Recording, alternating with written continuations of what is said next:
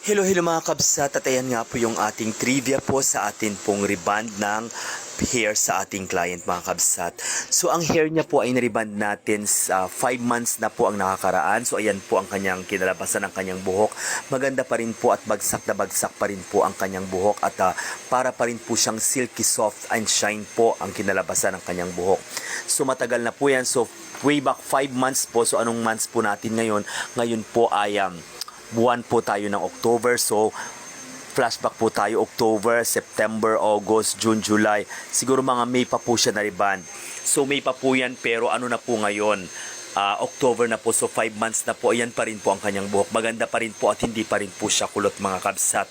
So yan po ang ikinalabasan ng ating reband sa ating client na super happy po niya. Kaya bumalik po siya rito at nagdala po siya ng isa pa pong client. Ayan po yung kanyang friend. Dinala rin niyo po dito upang ipariband din po ang kanyang buhok. So yun lamang po mga kabsat ang ating trivia sa ating mga reband ng after wash dito po sa Oyen Pulido Salon. So love, love, love. Thanks for watching my reels.